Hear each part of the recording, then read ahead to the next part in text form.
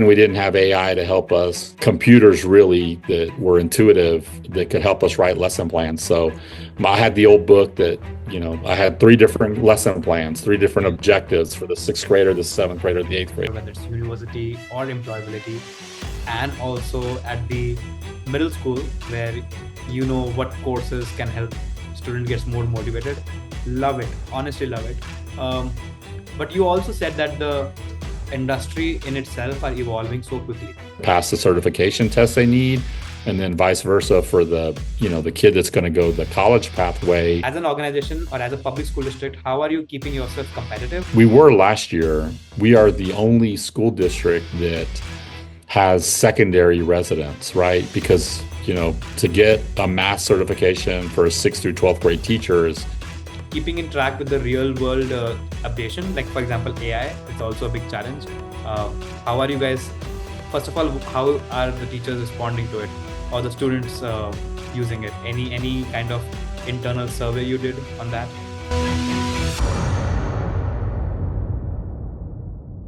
Welcome to Tomo Club podcast. I'm Avinash Bansal, co-founder at Tomo Club, and today on our Tomo Club podcast series we have the superintendent of San Marcos CISD, Dr. Michael Cardona. Welcome to the podcast, Mr. Michael. Avinash, thank you for having me. I appreciate it. Um, I think today's topic is very exciting of how do we think about K-12 from college, career, and community pathway for every student, where after high school, that might not be the only one way to go about it, but there are multiple ways. And I have seen your career trajectory in this, and I'm really very excited to dissect this topic layer by layer to understand what are your thought process. But before we go there, I always love to know what got you into education in the first place, and like your career map, and the reason that you got into education, is that still valid after so many years?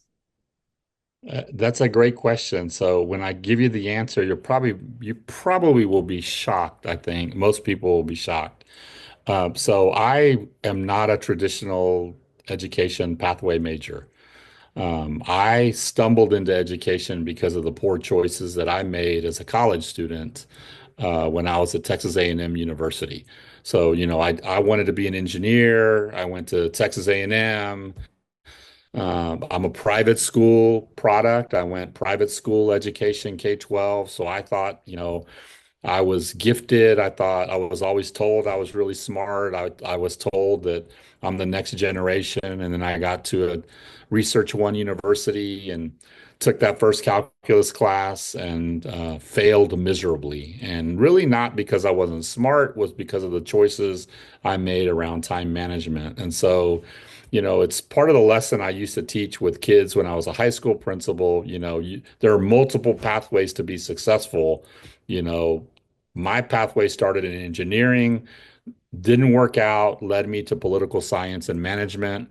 And then when I graduated was, well, what next? And so uh, law school was not an option for me. When you graduate with a 2.3 GPA and you're competing against people that have 4.0s, given everything being the same, equitable, the universities are going to take the 4.0 for the most part. And so at the time, I had somebody that I was involved with who was a elementary teacher, and she made the nonchalant comment to me about, well, you're always complaining about the work ethic of students.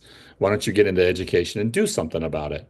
And so I went alternative certification pathway and taught students with emotional disabilities in downtown San Antonio who came from a lot of challenges, gang-related activities, abuse, neglect.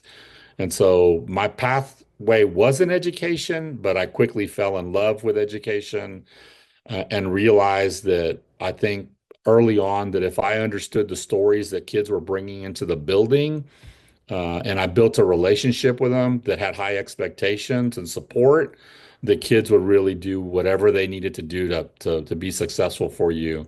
And so my pathway kind of went as a teacher, then an assistant principal. I was an administrative intern, so a teacher with a stipend to do other jobs. And I always had principals who believed more in me than probably I believed in myself. And they put me in situations where they were growing me without me knowing. And they would say things like, well, I think you might be a good assistant principal, or I think you might be a good principal. I think you might. And so I just kind of naturally progressed with some good mentors. And then the work I did as a high school principal, not really that I did, the work that teachers did that I helped support and clear roadblocks. Um, Led me to go to Houston ISD. And if you know, Houston ISD was at one time the fifth largest school district in the nation, um, as chief of middle schools. And then when my boss retired, I was fortunate enough to get the superintendency here in San Marcos. And I've been here for 10 years now. And I just finished actually meeting with the Education Foundation and was telling them that I look back and I'm the longest serving superintendent in 77 years here. If that tells you anything. And so that was my journey. So I'm not a traditional pathway. And then the second part of your question is, does it still hold? More so now than ever. When I became superintendent, the reality hit me that I could actually shape what happens with the community, with kids, working with the school board together to do some things that are wonderful for kids. Wow. No, that's definitely, you're right. It is definitely a quite a pleasant surprise, I would say, looking at your story. And definitely not shocking, but pleasant. And yeah, I think you did have a lot of valuable lesson in that short story, that there's no end to your journey if you look at it from a hindsight. And I think there is a lot of possible outcomes, and it's all possible outcomes of our decisions, whether it's poor decision or good decision. So love that. I personally think I am a product of a much more structured pathway, where in the middle of it I realized that it was not me who was designing it. It was given to me, that pathway, and I just was following it. And maybe I was a good executioner, so I didn't complain. But yeah, Mhm. was it my deliberate choice? I literally don't know. And Yeah. but now when I started doing my own, organization and running my own company, that was a very big first time I felt, how it is to be in uncharted territory, and when you don't know the outcome. So, and life definitely takes so many turns depending on what I decide on an everyday basis. So Mhm. I am big believer and big optimist that life has hundreds of timelines. It depends on what we choose. You told me about your experience as a teacher when you were like first time when you were handling kids with different backgrounds. Any story that you would like to share with us, that really stuck with you all 3 years? Yeah, she's a young lady. She's a sixth grade student, actually, and I'll just call her Joan.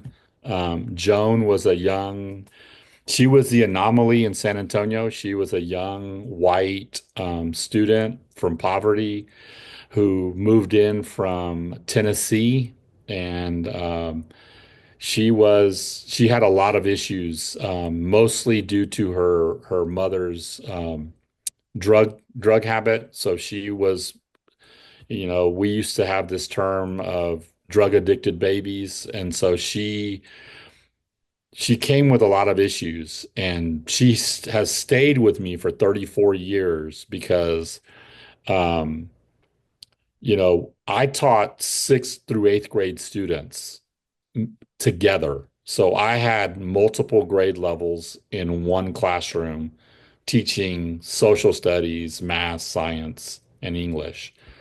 And, back then we didn't have AI to help us. We didn't have, uh, computers really that were intuitive that could help us write lesson plans. So I had the old book that, I had three different lesson plans, three different Yeah. objectives for the sixth grader, the seventh grader, the eighth grader. And it was math that this young lady caught my attention. Um, she had a lot of issues, but she was very gifted in math and really understood like the math language and framework. And so I went ahead and I put her in with the eighth graders. I just stopped doing the sixth grade lesson and did the eighth grade lesson with her. that was out pre-algebra, and she was extremely successful. And this is, you talked about the system and Yeah. pathways, and you were just forced. I remember the counselor coming in and noticing that she was not on grade level and snitched me out, I guess, told on me to the principal. And they called me in as a first year teacher and like, what are you doing? And I'm like, she's capable of doing eighth grade work. And so I'm going to challenge her to do the eighth grade work. And, she's not taking the state exam. So there's nothing that she's going to be judged for. She's Yeah. been exempted from that. And, this young lady and I would fight battles. She was very physically aggressive. We would have to restrain her until she would calm herself down. And we were all trained in how to appropriately do that. But this counselor decided that he was going to move her classroom because he didn't like that I guess he didn't like that I was challenging her, or that maybe I felt like he was, dumbing her down Hmm. and, was trying to say because of where she came from, she couldn't do these things. Well, when he came in to get her, she stood up and said, "Well, what are you doing?" And I'm going to move you to Mrs. X's class. And Hmm. she looked at him and said, "No, you're not. I'm not going. I'm staying with Mr. Cardona. And you get out of here." And she didn't use nice language. None of my kids tended to use nice language. And he tried to force her, and she was like, I'm going to tell you again, do not move me from Mr. Cardona. He's the only one that, is holding me accountable, and I want to stay with him." And she did. And so we had a fantastic year. She wound up moving that summer. I still don't know whatever happened to her. I think her mother took her back to Tennessee, but it sticks with me because, here I had a young lady from poverty who had a lot of just obstacles that were not of her own making. And she was very successful off grade level. And that's what stuck with me. Like, we have to understand where kids are at, and then have high expectations and high support systems, high tier one instruction, and bring them up and just accept that failure's going to happen. And then I think kids will do amazing things, and they do amazing things. That's incredible, honestly. Like fighting for students is definitely getting less common than before. And no, I am so glad, and I'm sure you have must have left a great impression on her. I hope she is doing great in life now. Um, Now you did mention about that, how you have been at San Marcos for a long time. So you have enough time to actually see the systematic processes and their shortcomings. So first thing I want to ask you, what is the single biggest broken promise of the traditional American high school diploma right now in the 21st century? That question that got my attention. That's a really good question. So, I mean, I think I would say the biggest broken promise is that if you're a kid and you go to school every day and that you graduate at the end, that you're going to be successful. And we find that that's just not the case. I've been here 10 years and we've done some amazing things, and we still have pockets of kids that when they graduate, we don't know what happens to them. They go into the workforce, they go somewhere, but we have no mechanism of knowing what happens. And you know, I see, my stepdaughter graduated from this high school, and I see her friends, and I think to myself, well, why aren't they being successful? They went through the same system, we provided them the same opportunities. Um, and they're struggling, to get ahead. And so, I mean, I think that's the broken promise that, and I think that's what disenfranchises some families to say, that's why this homeschool pod system are taking shape because, post COVID, I think families realized I don't need the education system anymore. I don't. We can do it without it, and our kids will be successful. And so, um, we're trying to alleviate that broken promise. Like we want to know in San Marcos. We want everybody involved in something at the high school. We're about 97% right now of 2,300 students that are involved in something, career technology, ROTC, athletics, fine arts, clubs, whatever it is. But there's still that 4%. What happens to them? Hmm. And how do we get them involved? And our goal is to have 100 so that we know we have touch points on how these kids are doing and what's going to happen to them when they leave our system. Hmm. No, absolutely. I love that, honestly, you coming out straight. And this is true fact. Like if we address it on the upfront, that's gonna resonate with the parents much more than anything. And because this has been a major change. Like maybe 2 3 decades before, following the standard set of courses in the school would land you in a decent job and a decent standard of living. But why do you think is this shift coming, where explicit college career or community pathways, why is it so critical right now for modern students? Well, I think technology, AI technology is changing things so quickly. You go to a hotel and there's nobody at customer service hardly anymore. You check in on your app and, Hmm. so where do those people go? Where are they going? And so I think, churches and school systems, it's the old saying, right? Churches and school systems are the last to change. They're the slowest to change. And so I think it really is a crisis of time for us to get kids in a position where, we know we have a profile of a graduate in San Marcos, right? We want critical thinkers, collaborators, problem solvers, and it's I think it was George Couros who said, and I was in a session with him, and he said, we want to move kids away from the old model of, hey, Avinash, what do you want to do when you graduate? Hmm. And we say, oh, I want to be an engineer, I want to be a lawyer, to now asking kids, what problems do you want to solve in the world? And that's a fundamentally different way of teaching.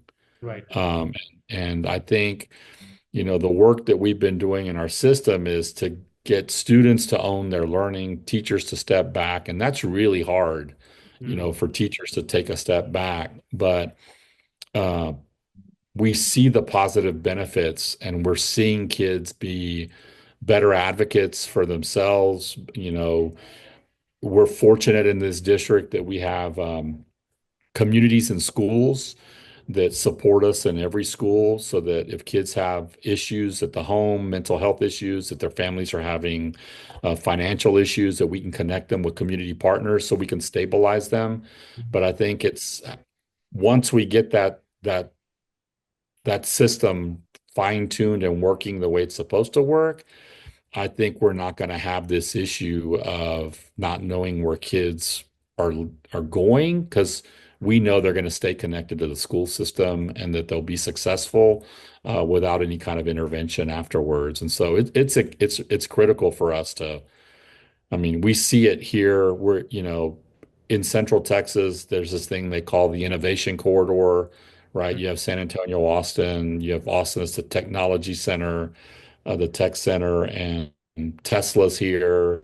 Hmm. And the skill sets that they need are very different than what the school systems are providing right now. Nice. No, absolutely. You are answering things on the front foot. I love that. So we did establish the problem right now, whether it is the school is not may or may not deliver the promise that people might have in their head, and the changing times, whether it's technology, skill sets. We have established the reason why there is an importance of intervention. So can you walk us through this intervention process? What is the solution that you are trying to bring up in your school district regarding this problem right now? Well, when I first got here 10 years ago, it was a whole systemic problem. So we had, in 2016, we had roughly 58 industry-based certifications earned out of 2,000 kids. That's a systemic problem, and that's not just a high school problem. That indicates that K-12 you had a problem. And so we started working with Texas Workforce Commission, with our area chamber, with our business development to build those 20 pathways. And we're adapting those pathways. We have cut programs, criminal justice, for example. That kids weren't choosing that. Coding and gaming, they were starting to choose. So we have two computer science teachers. Um, and most recently, we had roughly 301 kids earn over, I want to say it was uh, 600 IBCs, industry-based certifications from 10 years ago. That's enormous. Mm-hmm. We have 250 at the same time we were trying to address, college and career readiness. Mm-hmm. And we had the traditional dual credit, and we had, 50 or 60 kids in it. And typically those kids are your economically privileged. It didn't really matter about race. It was about economics. And if Mm-hmm. you knew how to navigate the system, you got the benefits of the system. And so we established the early college, which targets students who are economically disadvantaged. In the state of Texas, 75% of your early college has to be kids from poverty. So that, I think, was one of your questions about the equity piece. But we also didn't want to leave out those high flying kids also. And so we have a university president here. He's in his second year, and he and I think very similarly about what should happen with kids that are from your hometown district. Mm-hmm. And he opened up, a dual credit pathway for the kids not in the early college. And so, like last year, we had 256 kids that took dual credit courses, either through the early college or through the university. They took a total of 1,000 dual credit classes last year, Okay. and they earned 3,000, a little over 3,100 college hours. And last year, we had 55 kids that graduated with their associate's degree through the early college. And even on the advanced placement side, while we don't have a big advanced placement program, we used to hover around 30% of our kids getting a 3 or higher on their AP exams. Well, we have a new principal. She's been there a year, and that jumped to 60%. Like our goal is the world average, right? I think the world average for AP is about 65% in, on average around your 30 or so AP, courses. And so we shoot for the world average to get threes or higher because we know that'll make our kids competitive, not just here locally, but, across the nation. So when we came in 10 years ago, we triaged the entire system.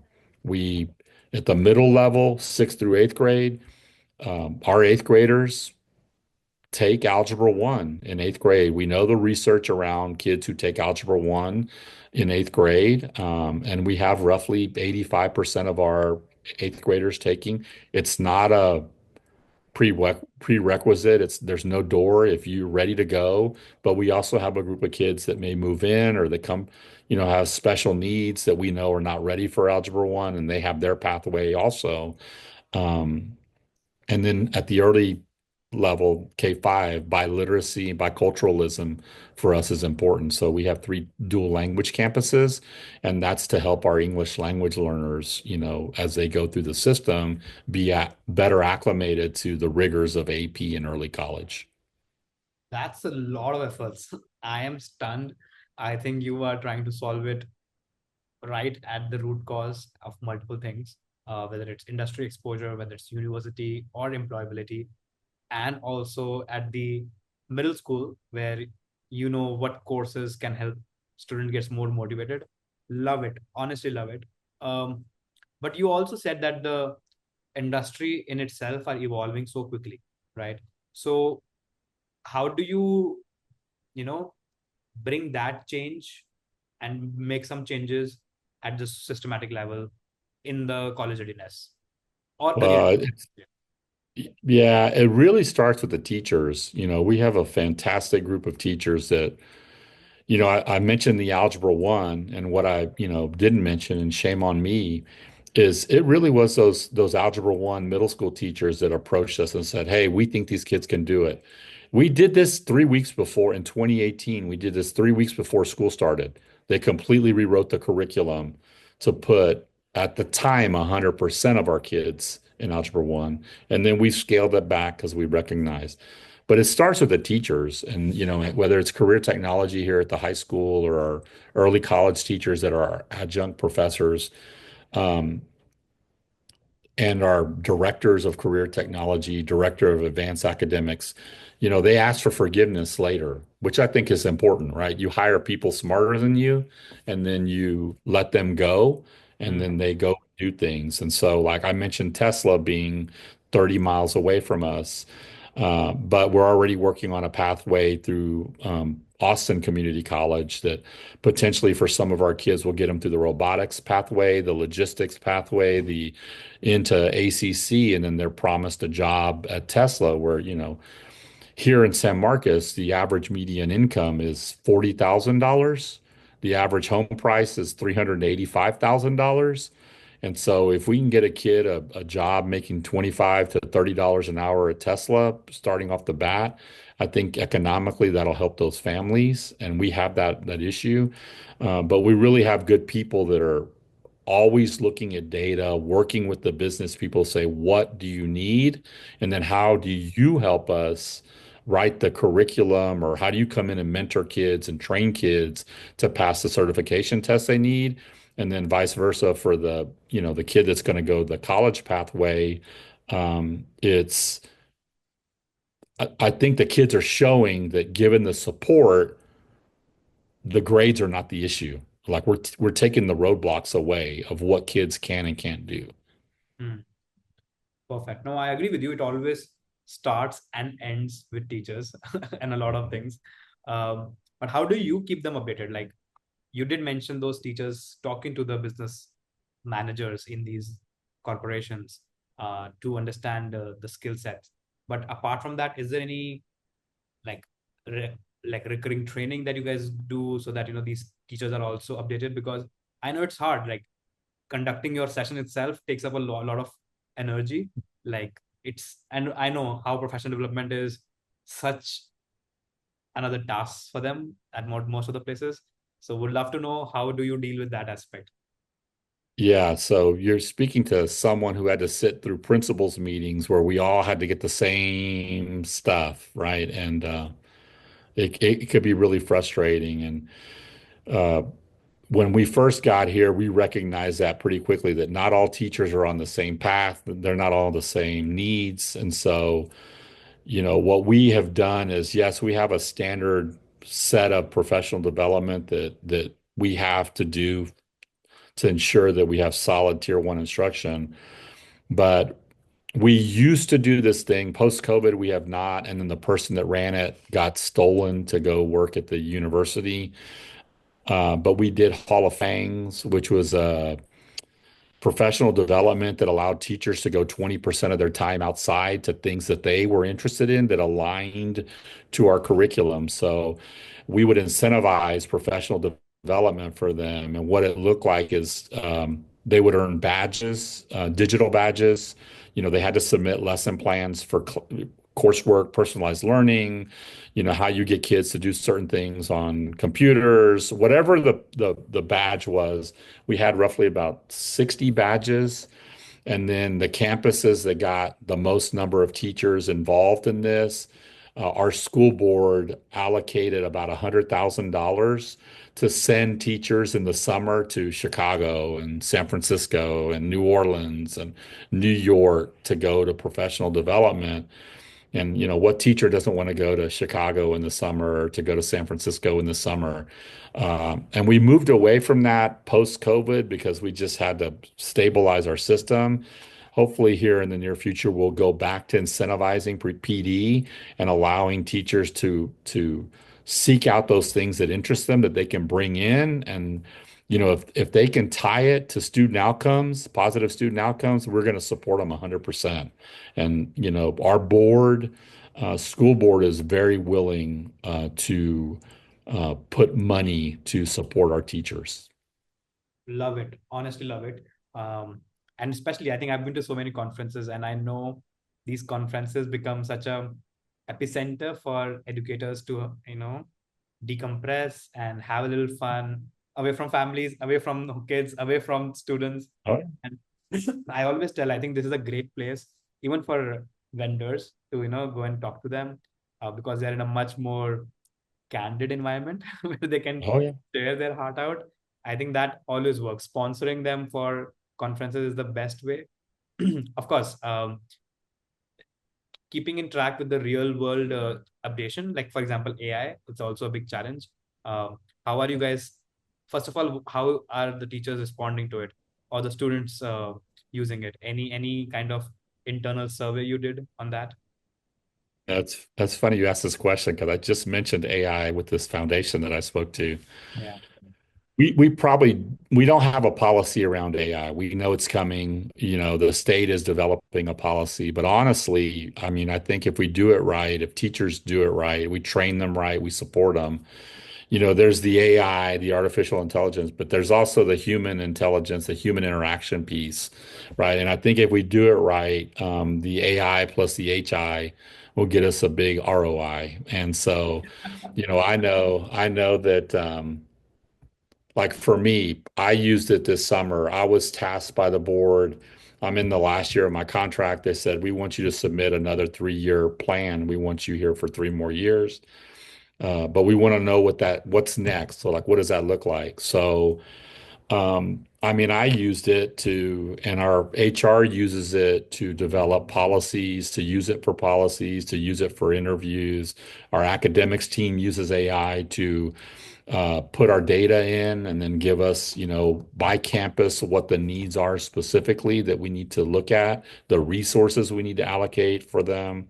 Finance, our finance team a few years ago started not using AI, but they were going to professional development where the person was very AI driven. It was a AI platform, and it's made us more efficient. It's made us look at our systems. But like for me, it gave me a 3-year roadmap by campus on what the priorities were for each year, year one, year two, year three.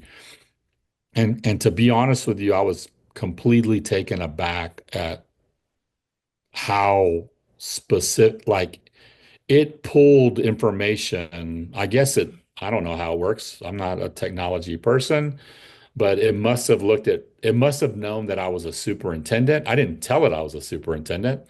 I just put the data in and said, how does every campus become an A-rated campus? It's Hmm. the only question I asked it. And then it started asking me questions about, well, do you want an executive summary for your board? And I'm like, well, I didn't tell you that I was a superintendent. How do you know? But then I looked at my search history and I guess it must have realized that, I'm a superintendent. And I showed it to the principals. Hmm. And then they in turn, and I had their data and I told them, I'm not going to give you this information. Hmm. I want you to do what I did with your campus because you know your specific needs. And 4 of the principals have already done it. And they're like, we re-switched our schedule Hmm. because it was telling us that we needed to do something different with our emerging bilingual and our special education kids right now. And Hmm. so we showed our teachers, they figured it out, and we shifted our schedules to better serve our kids. And I mean, at the end of the day, I think that's what we want to do, right? We're here about student success. And so I think if we start with our leaders and make them feel real comfortable with what the power of AI is, Hmm. I think when we expand it down to the departments and the grade levels, they are going to eat it up because I think at the end of the day, it's going to make their lives easier and more efficient. And we can put the parameters, right? We know the state standards, we know what we're going to be tested on, we have the accountability, we know what career college readiness metrics look like. We can put all that in and help guide us. And so it's exciting. I think it's an exciting time. No, absolutely. In fact, you did mention a very interesting testimonial that if you go change your strategy depending on that, that's a massive change, because now it's somebody who like rationally explaining you why you should do this strategy. Otherwise, Mhm. companies used to pay thousands of dollars to consultants for that Yeah. to go over hours. So yeah, this is just a beginning. I think there are so many applications that we have been exploring working with teachers and students that are actually changing things so rapidly that it is super exciting time. Um, so we did cover a lot of aspects, around the career readiness, your initiatives, uh, anything that you want to share that we didn't ask or we didn't talk about in terms of the overall understanding about different pathways for students and the possibilities. No, I think, if I had to say anything, I think, if you look at the history of our district, it was about us building systems of support for fantastic teachers. And, 10 years ago when I got here, I remember the first time I showed a data presentation to the campus principals around cohort data, because I'm a big cohort. How are the cohorts doing as they're going through? If we keep them for 5 years, how are they doing? And when they saw that information, I had some principals way back when, and they've retired since. It's like we've never looked at data.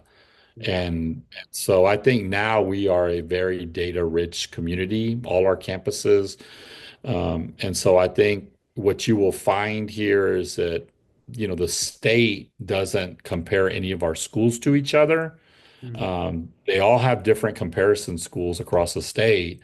And so I think we've moved away from always comparing ourselves to each other, like competition wise, to now searching best practices around the state. And we might be the best practice. Hmm. And in other areas, we may not be the best practice. And so I think we use organizational health inventories for all of our campuses. It's part of our principal evaluation. Hmm. So we want to understand what teachers think of their leaders and what their leaders think of the teachers and where there's alignment and where there's misalignment. And it's not about getting anybody, it's about getting that principal to understand. It doesn't matter what you say. If the teachers here feel they're not empowered to change what we're doing for kids, Hmm. then at the end of the day, kids are going to suffer. And so we've really seen a lot of growth from the organizational health perspective, which helps the culture. And at the end of the day, that culture helps kids. Right. No, I agree with you. There's one segment that I want to talk. So every time when we do a podcast, we ask a person a question that we want to ask somebody else. So there's a chain of questions that comes along. So the question that the previous podcast person asked was that I'm going to ask you is, in the public school setting, we mentioned earlier that people are opting out to homeschooling, to pods and different kind of alternate systems. So as an organization or as a public school district, how are you keeping yourself competitive, or how are you attracting people? What are the How are you attracting the people? That's the question. So we have focused a lot with Texas State University on the teacher residency model, the year-long teacher residency model. And we are in the state of Texas, I believe, still, we were last year, we are the only school district that has secondary residents, right? Because, to get a mass certification for a 6th through 12th grade teachers at the university requires them to shift their whole uh, program of study, so to speak. And so, because we have a great university president, we opened up teacher residencies K through 12. And so, that model not only attracts teachers, it's retaining the ones we have hired. We average about 50% of our residents. So if we have 30, we'll keep about 15 of them. And the other 15 leave because they just want to go home. They want to move back to Houston or to Dallas or to the Valley. But the ones we're keeping, we're finding their student success data is far superior to the traditional model of student teaching. Mhm. And so I think the other teachers are now realizing like these year-long residents are coming in extremely prepared on day one, right? They start in summer with us. They take the same PD as college kids that are reading teachers in third grade take. And then they start day one with the kids in the classroom with their cooperating teacher, and they're with them the entire year. When they teach, they get paid a non-certified rate. So we're paying them while they're in college, which helps their financial aid. Yeah. And then if they stay with us, they don't enter as a 0 year teacher. They enter as a first year teacher. So that's an incentive of a couple of $1,000s more starting out. And so um, we're seeing great success in 20 US Prep. I'm sure you probably, US Prep is a big teacher prep program. They actually are coming here in 2026 to pre-plan, and then in 2027 they're going to showcase our district because of this residency model is probably one of the most unique. It is self-funded. It is not funded through grants. We fund it through our local tax dollars, and we're using our substitute pay to cover that. So we have, if we keep teachers in the building, we have more money to use for the teacher residencies, and we have less attrition, less burnout. The other thing we're doing along with the residency model is really incentivizing teacher leadership and having them run our PD sessions in summer, teacher on teacher, not central office people that used to be teachers. I was a teacher many, many years ago. I couldn't teach effectively a teacher right now. They need to hear from their colleagues. Yeah. No, love that. I think that's a very good proposition, not only for the teachers, but also for the families who can see that how you guys are keeping your teachers, more updated. I think that's a brilliant answer. Um, any question that you want to pass on so that I can ask our next school leader, and I'll definitely get back to you with that answer once I get it. Any question that you want to ask another school I leader? think I would ask the question that um, I watched a former African American author from the 60s, James Baldwin, who was a very outspoken writer who left the United States. And he asked the question of how much time do you need for your kids to progress successively? Mhm. He framed it a different way. Like his was around the civil rights movement of how much time do you need for progress to happen? And I guess I would ask the next superintendent is how much time do they need if they know that a percentage of their kids are not being successful for them to actually do something to address that group of Wow. kids? That's a powerful question. Thank you, and I'll definitely get back to you when I have the answer from another leader. But this has been great, Michael. I think I loved every bit of it, and I'm sure people who want to listen to this will also find equal excitement with the strategies that you guys are focusing on to help students. So thank you so much for taking your time. Thank you. I appreciate you. And let me know when it's out and we'll post your stuff on our social media. Yeah, absolutely. I'll definitely share you the video once it's out there, and would love if you can repost it. Sounds good. Thank you. You have a fantastic day. You too. Thanks for tuning in. For more information about Tomo Club, visit Tomo Club or follow us on our socials. Stay curious, keep learning, and we'll see you next time.